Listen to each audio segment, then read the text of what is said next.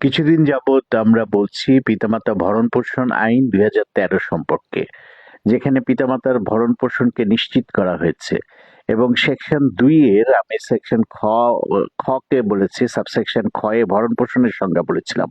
আজকে আমি সেকশন ২ এর সাবসেকশন গ এ যাব, সাবসেকশন ঘয়ে যাব।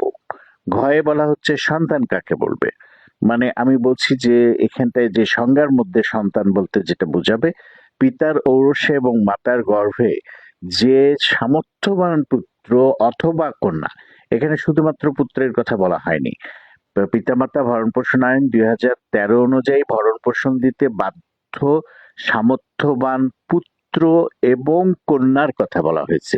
এখানে দুজনেরই কথা বলা হয়েছে, পুত্র এবং কন্যা দুজনেই ভরণ পোষণ দিতে বাধ্য থাকবে। একাধিক পুত্র কন্যা হলে তারা প্রত্যেকে তাদের মধ্যে কথা বলে সামগ্রিক এবং সমন্বয় করে ভরণ পোষণ দিতে বাধ্য থাকবে। এইটা আমাদের ২০১৩ সালের পিতামাতা ভরণ পোষণ আইনের ক্ষেত্রে পরিষ্কারভাবে বলা আছে।